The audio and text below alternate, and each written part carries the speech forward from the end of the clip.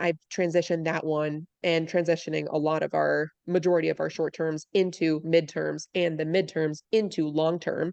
The numbers just aren't working out, at least in Tucson, for these properties. So that was it. And then I met my wife and I gave her the investing bug. And now we're both on board to just move every year and a half to a new property. Hi, this is Garrett Sutton, and you're listening to the Average Joe Finances Podcast.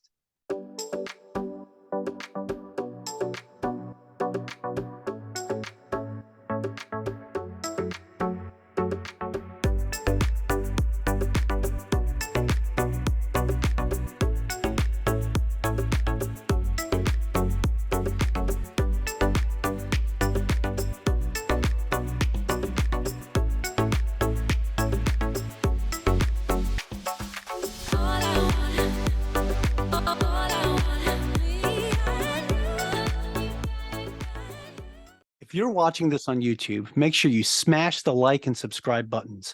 If you're listening to our podcast, go leave us a 5-star review. All of our links can be found in the video description or show notes below. Hey, welcome back to the Average Joe Finances Podcast. I'm your host, Mike Cavagioni, and today's guest is the one, the only, Ali Garced. So I met Ali at RubeCon this past year, and we kicked it off like really great. She's a super cool person, super genuine. And she was also my plug for extra drinks with the tickets that they offered there. But we're going to keep that hush. Dustin, if you're listening, I'm sorry. Okay. But anyway, Ali, thank you so much for joining me today. Welcome to the show.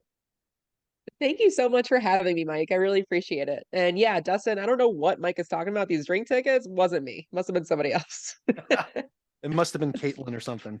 So it was Caitlin. All right. Now that the blame game's out of the way, let's get this party started. Let's talk about what we came here to talk about. But first, my listeners would like to know who you are. So if you could, please tell us a little bit about yourself, share your story. Who is Ali Garced? Yeah, I am a New York transplant, currently living in Tucson, Arizona. I didn't know you from New York. And I'm yeah, also I'm from from New New York. York. Westchester. We Long spoke about this Island. when we both had a little bit too much to drink. Yeah. Okay. Yeah. Long Island. Okay, cool. Yeah, from White Plains originally. Nice. So I went to college in North Carolina, small private school called Elon University. From there, because it was so expensive, I joined the military. I did ROTC. So I commissioned into the Air Force in 2012 and I served for a decade.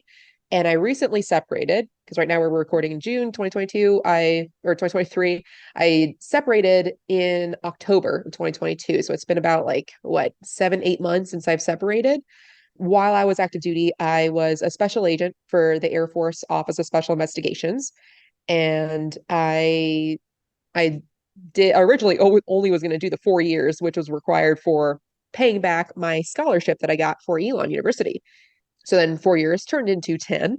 And at that point, I was starting to look at the higher ups, the colonels that I was going to be replacing, lieutenant colonels, and I realized that I did not want the life that they were living.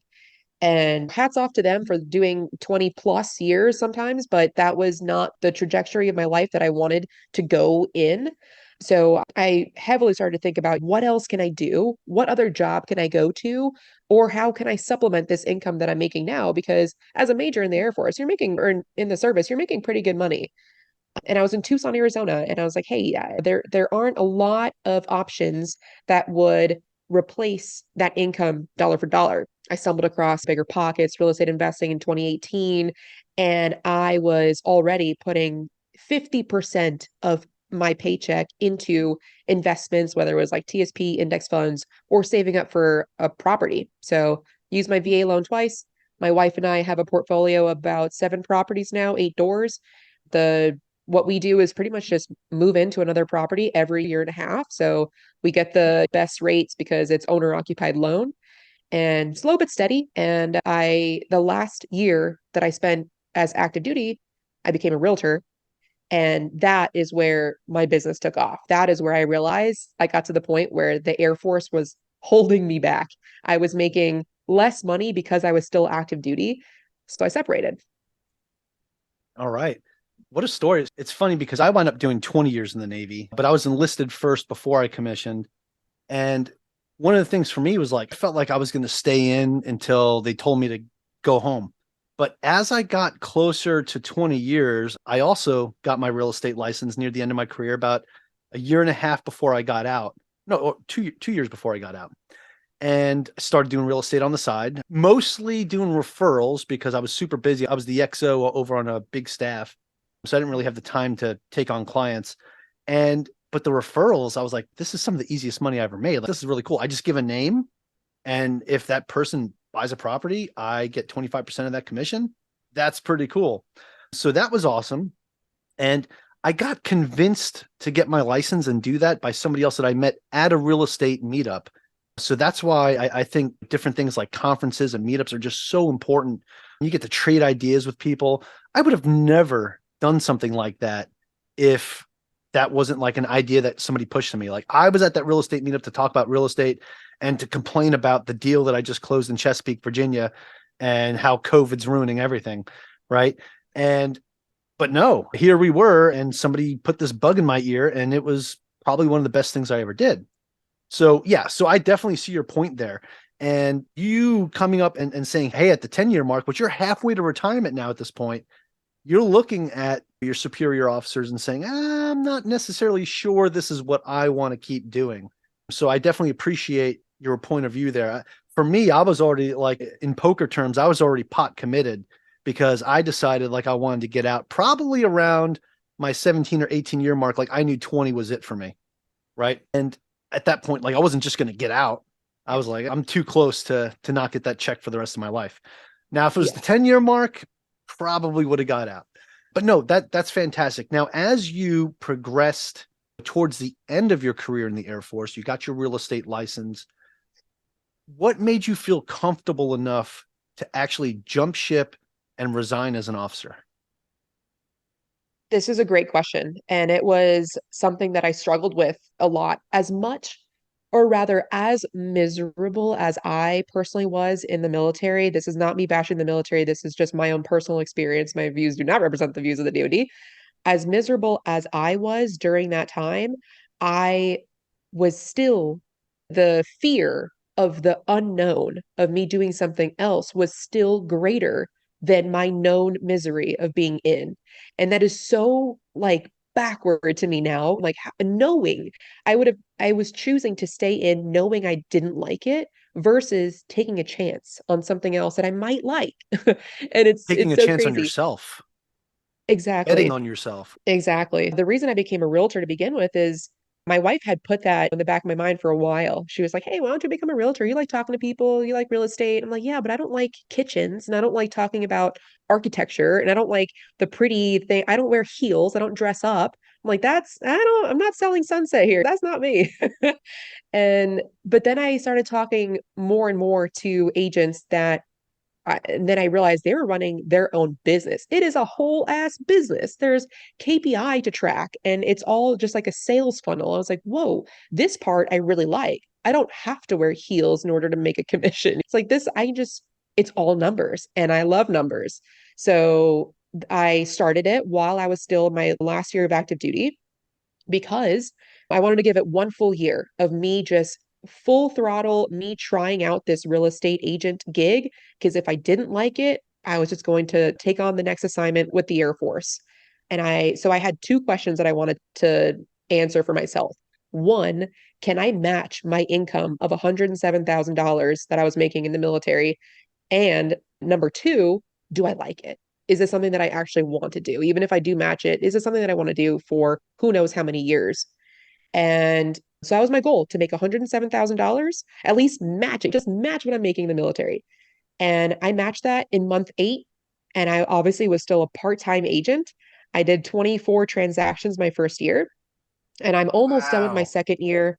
Yeah, I'm almost done with my second year. I have 2 months left, and I've done over 52 transactions. And I, it got to the point where that's where I'm saying, like, I was so busy. And I knew that while I was active duty and doing pretty much full-time real estate, it was unsustainable, but I wanted to push myself that 1 year. So I told my wife, I was like, hey, give me 1 year. I'm going to be busy as fuck, but I'm going to see if this works because otherwise I'm out. I'm out of the military. Yeah. So it worked. And even seeing it, like even seeing my bank account and knowing, like doing the numbers, tracking everything at month 8, I saw that I already hit one of those two check marks. That can I match my income? Yes. And number two, the number two is checked as well because I liked it. Even seeing that written down black and white, it was still hard mentally to let go of something, and I'm quoting air quote, something secure. Because even being in the military, that's not a secure job. There are furloughs, layoffs, it's still not secure. But I was like, you know what? I Now this is no longer the unknown, and I can say goodbye to being miserable. So I did it. I made the jump, and I am so glad that I did. Yeah, that's awesome. So you gave yourself that last year. And I can understand why in that last year, why it was tough to give it up because, yeah, you matched your income in month 8, but you still had that income, right? So you had that income plus what you're doing as a real estate agent. So you're like, oh man, I can do both and this works. But then realistically, you're like killing yourself that year trying to do both jobs, right? So that can definitely weigh on you. So totally understand, like, hey, you got to go. You make your choice and you got to go. But not only that, when you got out and went full time, you more than doubled what you did your first year, which is insane. So congratulations, Allie, because that is fantastic. You're crushing it. I Thank didn't you. know your story about how many transactions you've done. Like I know that you were kicking ass as a real estate agent when I met you at RubeCon, but I didn't know you were kicking that much ass. So that is really super cool. Now, besides being a real estate agent, you were also investing in real estate, right? You said you have 7 properties and that's 8 doors. Now, is this something that you started doing? You said around 2018 is when you started? I purchased my first property in 2016. So I used the VA loan then. It was a condo in Colorado Springs when I was Okay. stationed there at Peterson. And I rented it out pretty immediately because I got short notice deployment orders. So I went to Kandahar, Afghanistan. I rented it out, and that's when I was like, "Hey, this is nice." Put that on the back burner because I was busy with work stuff, and it resurfaced 2 years later, 2018, when I got more of the investing bug. Okay, yeah. So that bug bit you in 2018, getting on bigger pockets and listening to the podcast and checking out the forums. I did the same thing in 2019, so a little bit after you. But the fact that you'd already had a taste of that in 2016, it's already given you kind of, okay, it's like positive reinforcement. So when that bug bit, it probably bit you a little bit harder than it bit me because my first experience as an accidental landlord was very painful because I bought that property in 2007 and we all know what happened the Oh, next year. Yeah, that was pain, very painful. But anyway, okay, so now you had that place in Colorado Springs, and then in 2018, is that when you wound up in Tucson? yeah. So I moved to Tucson after a couple of assignments in between there. And the assignment that I was in, I was working counterintelligence in South America and Central America. So I was TDY over 180 days out of the year. So I didn't even have time to find a residence. I was living out of my car, living out of Airbnbs, and no, that does not save you money. Everyone's, oh, hey, at least you're saving BAH. No, Airbnbs are so expensive. I'd Oh rather have a yeah. mortgage. Like I'm losing money by living out of my car. So I had to actually call it quits for a while. I was like, hey, please stop sending me on TDYs. I need a place to live. It's been a year and change. So at that point, I purchased, like in 2019, I purchased my second property using the VA loan again. And and then I still had some left over. That was a single family, put my stuff in there. At least my stuff had a place to live while I was like gallivanting around South and Central America. And then I rented that out while I was gone, like Airbnb. That was my foot into short-term and mid-term rentals. Since then, I've transitioned that one and transitioning a lot of our majority of our short terms into midterms and the midterms into long term. The numbers just aren't working out, at least in Tucson, for these properties. So that was it. Then I met my wife and I gave her the investing bug, and now we're both on board to just move every year and a half to a new property. That's awesome. So your focus now is long-term rentals? We're transitioning back to that. Yeah. And I'm Okay. glad that when we purchased, we made sure that the numbers would work with a long term. And by our definition of work, that it would at least break even. Because my very first property in Colorado Springs, that cash flowed $89 a month. That is like nothing to party over. And every 2 years, there's always a huge snowstorm there that would always blow out the windows. So I'd have to replace the windows, and windows are very expensive. So it would wipe out that cash flow of $89 a month. But fast forward till 3, 4 years later, when I was looking at purchasing another property, I realized how much appreciation I gained during that time. And at that point, knowing that I still had my secure, quote, W-2 job, I transitioned my thinking to being more of an appreciation like investor. And of course, appreciation should always only be icing on the cake, but there are some areas that Yeah. we're going to fucking appreciate. Yeah, that's true. Yeah. That's true. But So, cash flow is king and yep. appreciation is queen. But I really appreciate, because if you think about the game of chess, what's the most powerful piece? The queen. The queen, babe. So that's that hidden gem that you're not expecting, but expecting. But there Yeah. are areas, obviously, like you said, that won't appreciate as well Mhm. as other areas. The fact that you're mindful of that when you make your purchase is important. And it sounds like when you ran your numbers as well for all those properties in Tucson, that you made sure that if this was a long-term rental, that it's going to cash flow, like it's going to check all the boxes that I need to be comfortable to purchase this property. Exactly. Yeah. And I just ran the numbers again one more time. The amount of appreciation that I got in 3 years was $150,000. In order for me to have matched that with cash flow, I would have had to cash flow every single month $4,000. There was no way I was going to find a property that cash flowed $4,000 using my VA loan. So I'm like, hey, appreciation is nice. That is what was able, or that's what catapulted my net worth, and that's how I was able to separate from the Air Force as a millionaire. That's all. That's fantastic. Congratulations. Uh, Thank you. I'll tell you something that might make you vomit a little bit, because my property out here in Hawaii over a 4-year period appreciated about $100,000 a year, which was disgusting. Now it's stayed steady where it's at right now. So now I'm in my 5th year of owning it, but it's appreciated over $400,000 from when I initially purchased it, which is awesome. Wow. So between that and the pay down, I took a HELOC out on it to use some of that appreciation to buy more real estate. And I was able to turn my primary residence, which most people call a liability, into a cash flowing asset, because I was able to buy more cash flowing assets with the equity that I had in the home. So I think that's super cool. So I think no matter what, if you get into real estate investing, you'll learn to appreciate appreciation, right? Yeah, absolutely. Okay. So now you got out of the Air Force, you became a full-time real estate agent. You also were buying properties, and you're still doing that, right? And I know you said slow and steady, right? As you're doing this, like every year and a half, getting into a new property, but you're 100% doing it like in one of the safest and best ways that you can, because you're getting the lower interest rate by being owner occupied versus buying separate investment properties. And now it's all stuff that's in your backyard. So you're there, right? If anything goes wrong or you need anything, boom, you're there. Now, besides the real estate piece as an investor, you started building up your business as a real estate agent. But now I also want to ask you about, besides being a real estate agent, I know that you started building an actual realtor business, right? So can you talk about that a little bit and tell me what that is? Yeah. The first year that I was an agent while I was still active duty, I was overwhelmed with the clients in all the best ways, right? I'm like, wow, I have a lot of business. There was so much business to be had. It got to the point where I knew my limit, and my limit was having 5 closings in 1 week. I was like, I cannot do more than this. I will go crazy.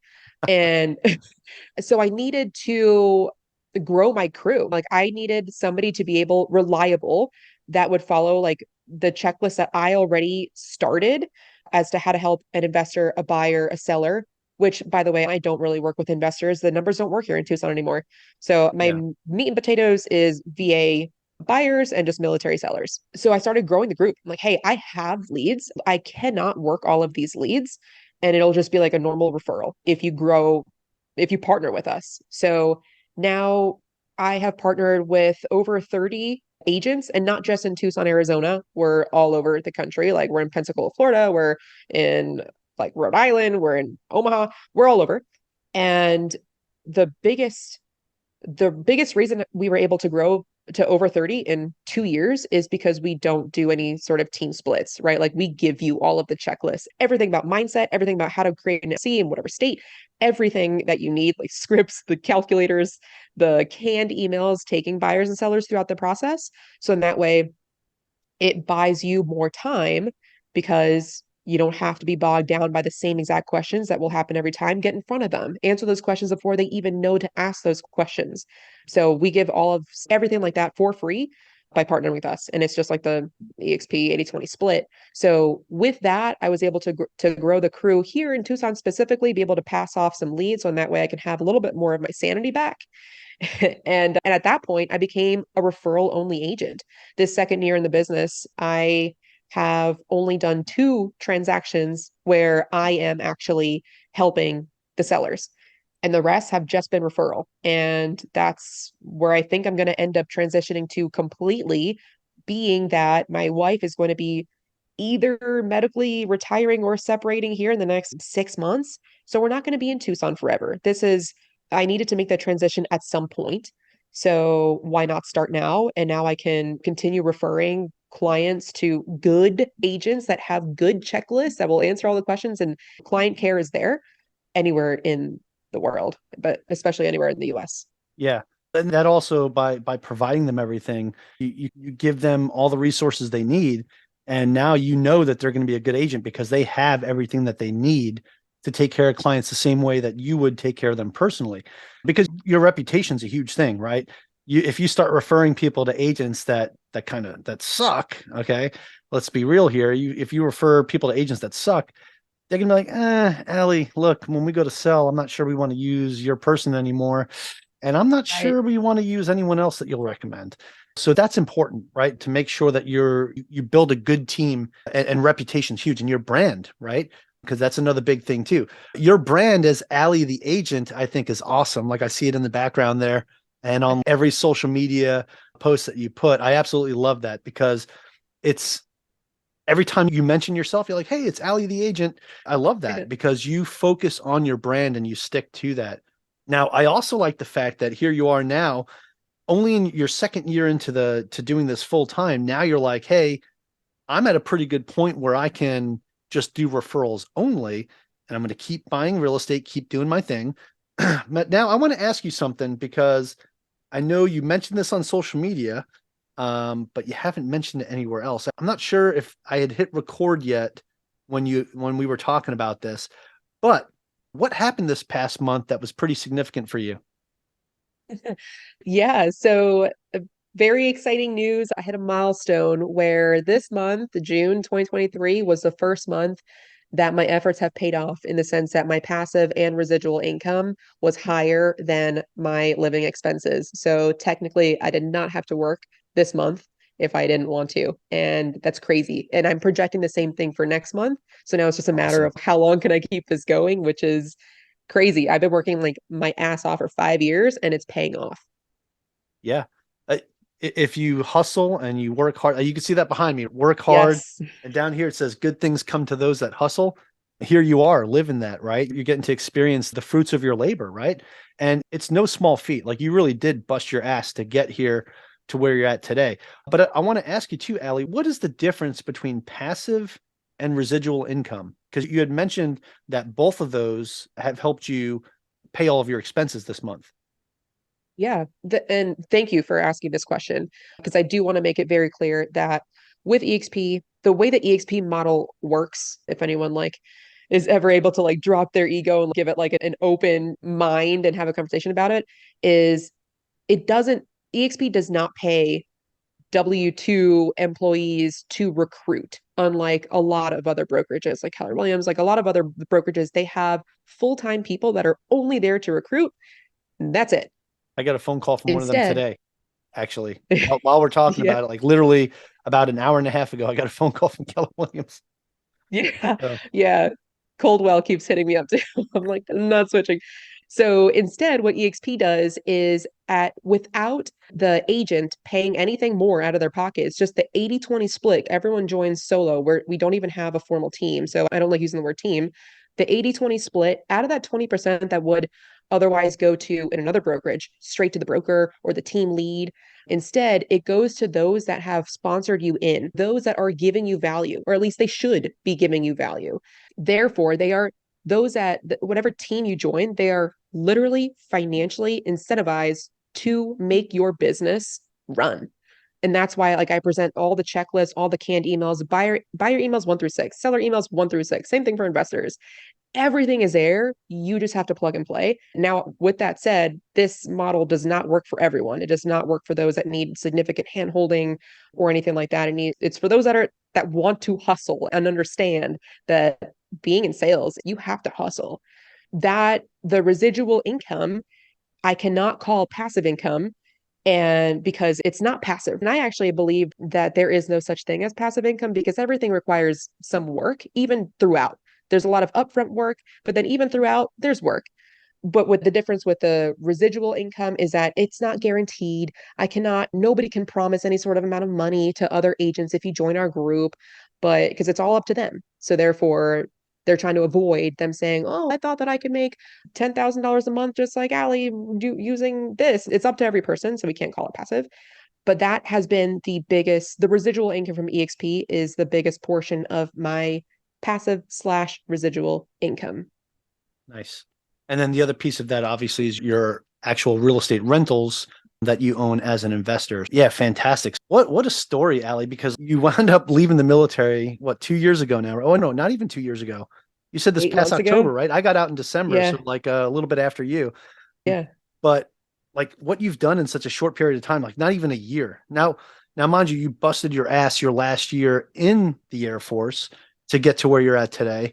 But then looking at from when you separated in October to today in June 2023, what you're doing, absolutely amazing. So from October to June, with June being your first month of making enough passive and residual income to cover your expenses, that's what October, November, December, January, February, March, April, May, June, 8 months. I probably should have just did that in my head, but I counted it out. 8 months to get to the point where you're essentially financially independent, right? Absolutely amazing. So I just want to go ahead Thank and you. give you a round of applause there. For those that are listening, clap for Allie because she's absolutely crushing it. Now, okay, so when it comes to your actual realtor business, I know you said you provide all the agents that you bring on board, all their checklists, everything that they need to succeed. Now, what about when it comes to leads? How do you find leads that you pass off to the people that you onboard? And this is a really great clarifying question as well, because I do not bring on any agents with with the statement of I have leads to give. At the Right. time, I was inundated. I had leads to give and no Oh, one and to that give it was to. locally in That Tucson, was right? local. Yeah. Yeah. So plus the mentality of the person that the agent that we want to join our group is not one that wants to be fed.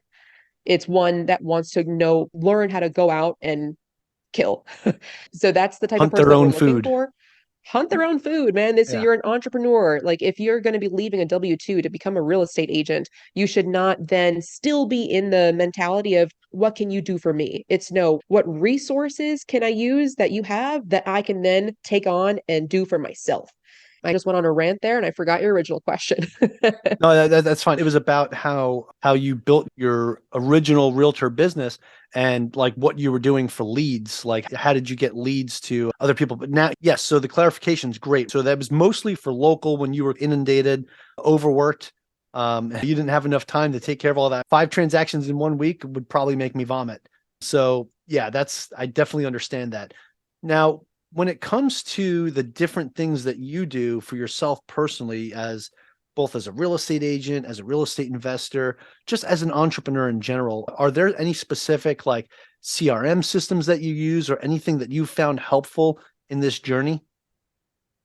Absolutely. Two that I name right, you know what, three. eXp has KV Core.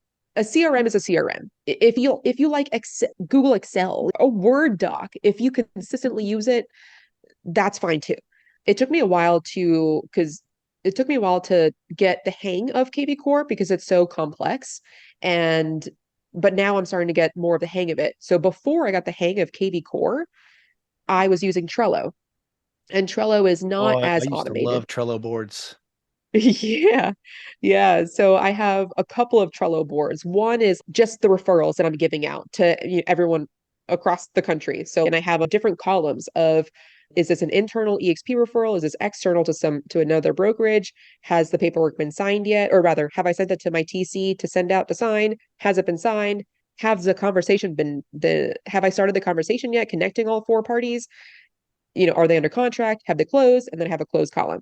And I do the same thing for like my own buyers and sellers and agent attraction too. Those that have reached out to me saying, hey, I want to get my license, or I'm looking to switch brokerages because I feel my growth is stunted and I want the resources. So I have those three boards, and that is what helped me.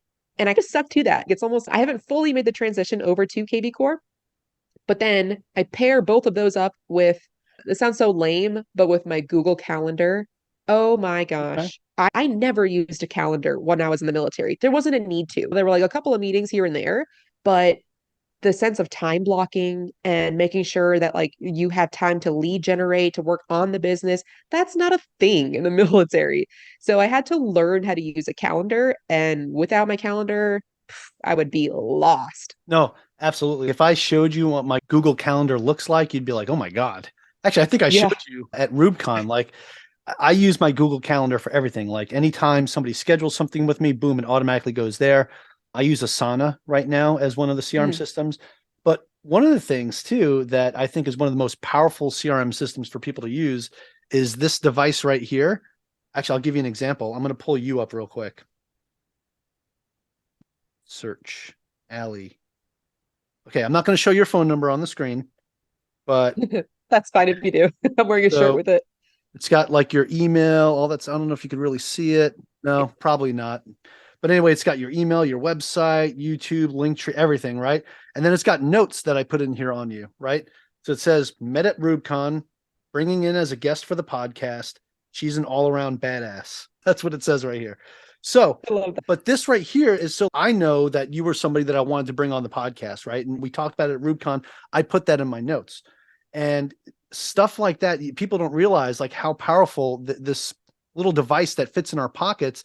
The little notes feature in the contacts is amazing because you can just put whatever you need to put to remind you about something. If you had a conversation with somebody and you want to remember like a deal that you were talking about, you could put it in the notes, and then you could be like, hey, I remember I was talking to this person about this one thing. What was it? And then go up here, look at the notes and say, oh, that's right. We were talking about this multifamily deal in Tucson, right? Yeah. And let me call them up about that.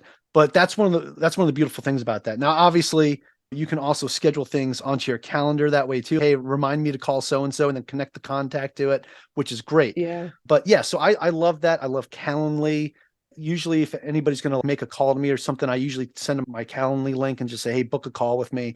Same way that we Yep. scheduled this podcast, right? So you got my Calendly link. We scheduled the podcast based on the availability that I had.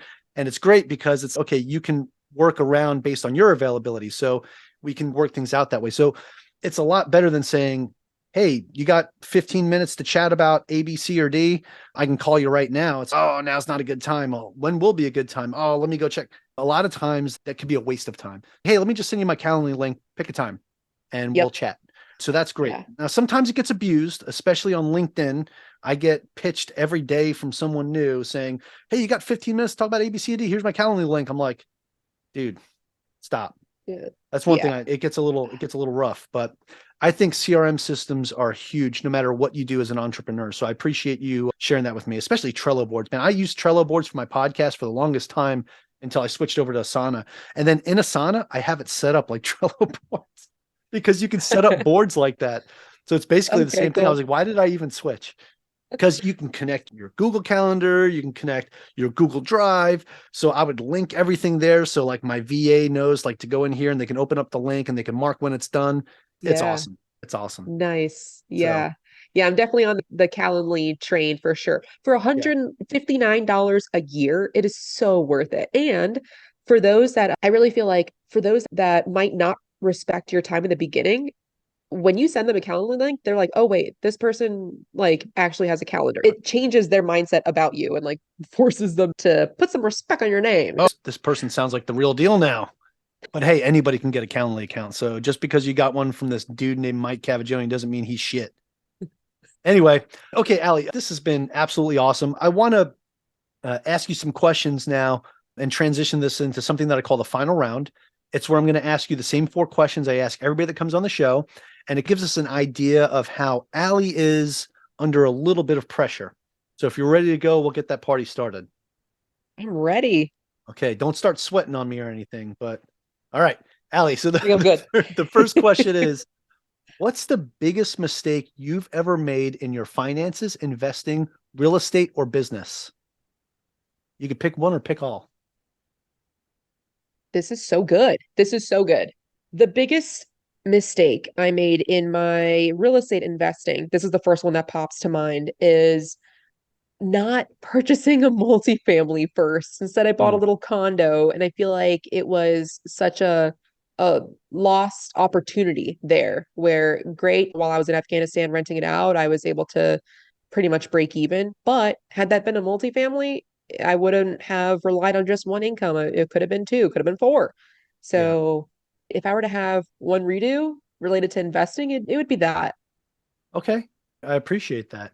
All right. So the next question, you're going to see that these all kind of tie into each other. What is something that you've learned that you wish you knew when you first got started?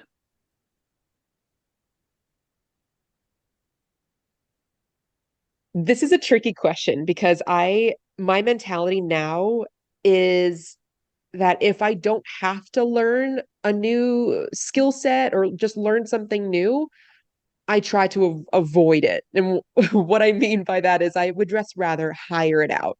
For example, now I'm struggling with revamping my website. I don't know anything about Wix. I don't know anything about domains. I purchased a couple of domains. Sad to say that somebody purchased just a couple of months ago, allietheagent.com. Oh no. And yeah, just a couple of months ago, I'm like, man, that makes me sad. Who was it?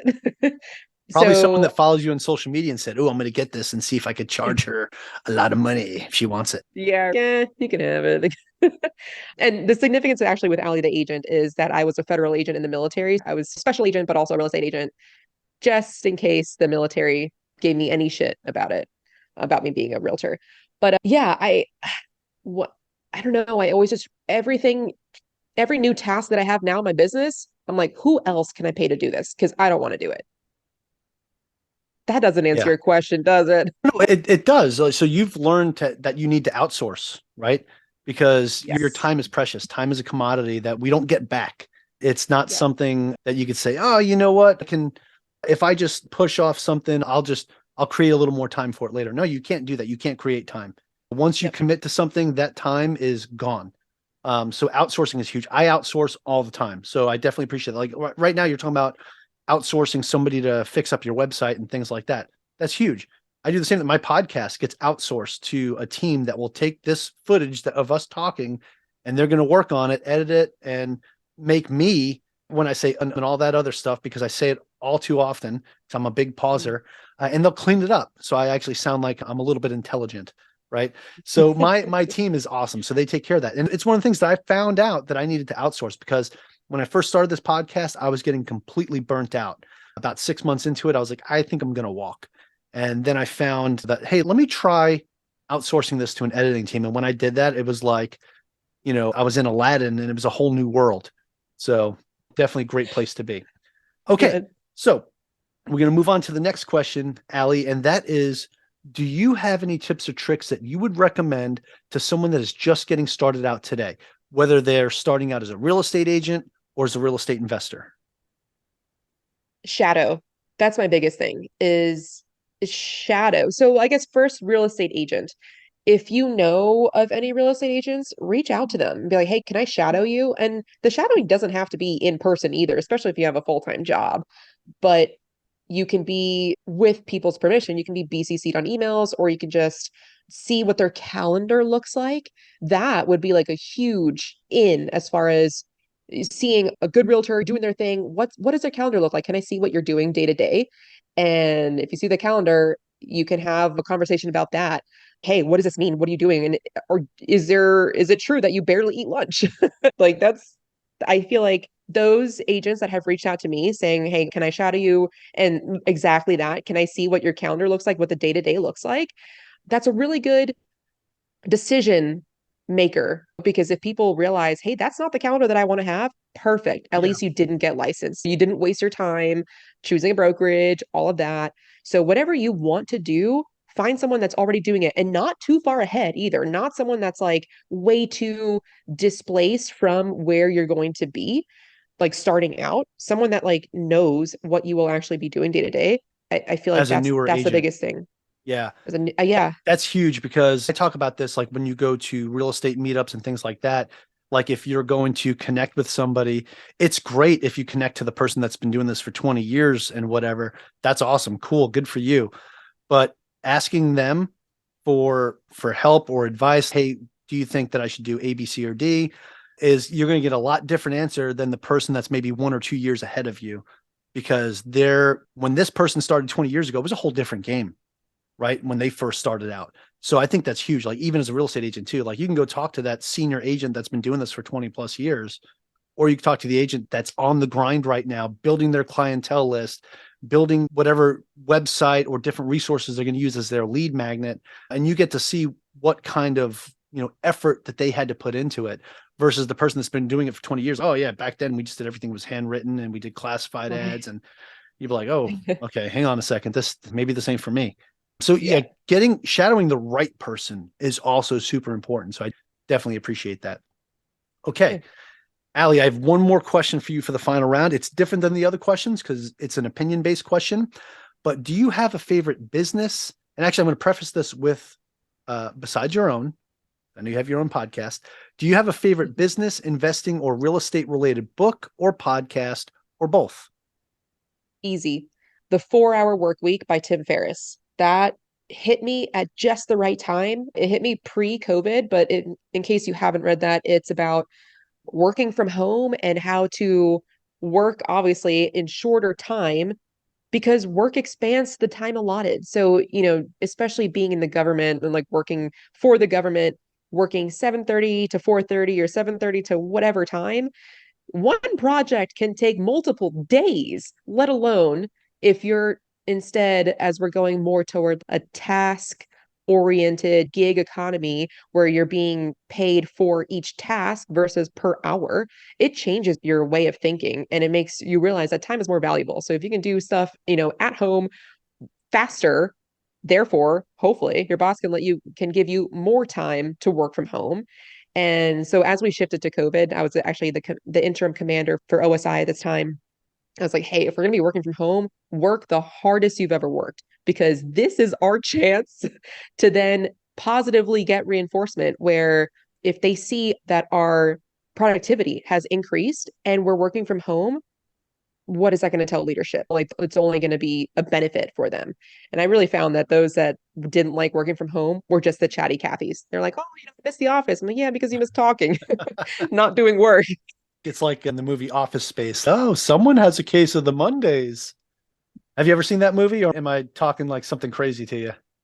I haven't seen it, but I'll Oh, put it on you my need you list. need to go watch that movie. Now you have a movie recommendation. So you gave a great book recommendation, so I appreciate that. But now you have a good movie recommendation to go watch, Office Space. You'll probably be able to relate to a lot of stuff in that movie. Anyway, now that's it for the final round, but I have another question I want to ask you. And so, Ali, this conversation's been awesome. I know that my audience is getting a lot of value out of this, especially someone that may be thinking of going to be a real estate agent or looking to get started in real estate investing by itself. And they're like, I want to know more about Ali. And I know that she's paying somebody right now to fix her website, which is fine. But where can people find you? Like, where is that website where people can find you? And what about your social media profiles? Can you share all of that with us? Yeah. For social media, I And am your Allie. podcast as well. Oh, cool. Yeah. Social media, I am Allie the agent on all social media. And that's Allie spelled ALI and with some underscores. So ALI underscore the underscore agent. And my website, the one that is up right now, and it will continue being up, is my last name, which is complicated. Garced. That's GARCED realty.com, garcedrealty.com. And I am a host of two podcasts. So one is focus on real estate agents and like where we interview agents and just what are the tricks and tips that you have that's making you so successful. That's called we're actually rebranding. So I'm sure by the time this comes out, it's going to be The Agent Goldmine. And the other one is real estate investing that I am the co-host with Craig Curlop called Investify. Awesome. Thank you so much for sharing that with us. I'll make sure I have all those links in the show notes to make it easy for our listeners to just click and follow or copy and paste away. The only thing I ask is that my listeners, if you're driving right now, please don't do it while you're driving. Okay. Wait till you get to wherever you need to go. And disclaimer here, I don't want nobody to get into a car accident. Okay. That is pretty much it, Allie. Like, we're all done. However, I want to ask you one more thing. Do you have any final thoughts for our listeners? Yeah. So I first I respond to all messages on Instagram. So if you want like a quicker response, the quickest way is through Instagram. And I'm happy to walk you through anything that I spoke about. I really love that I have transitioned into more of a helping agent, like agents build their businesses, and not just new agents, people that are like team leaders now or like owners of small brokerages can leverage off the liability. They don't have to pay for liability anymore. eXp will pay for it. The agents will be paying for it. So happy to have any of those conversations. Just reach out. I respond to all messages as long as you're not a bot and as long as you're not trying to sell me, on anything. I'm here for it. Awesome. Yeah, you got to put that clarification in there because you get all those folks from LinkedIn coming over to Instagram just to start scheduling calls with you about why you need to go through LinkedIn their is sales so program or something. spammy. Yeah. LinkedIn is like the VRBO of, I don't know, both of them are just so spammy. I used to love LinkedIn, man, but Yeah. sometimes it's just been rough lately. But anyway, enough of all Yeah. that. Allie, I want to thank you so much for taking the time to chat with me today and share what you've done on this amazing adventure since transitioning out of the military to where you're at today. Meeting you in Phoenix at RubeCon was a treat for me, and I hope to see you next year at the next RubeCon. From what I understand, you're going to be a speaker there next year, which is awesome. Congratulations on that. And Thank yeah, you. this has been fantastic. Thank you again so much for joining me. Thank you so much, Mike. It's been a pleasure. Absolutely. And hey, to my listeners, I also want to thank all of you so very much for joining me and our special guest, Ali Garced, on the Average Joe Finances podcast. Go leave us a 5-star review and tell us what you liked about today's episode with Ali. Aloha from Hawaii and have a great rest of your day.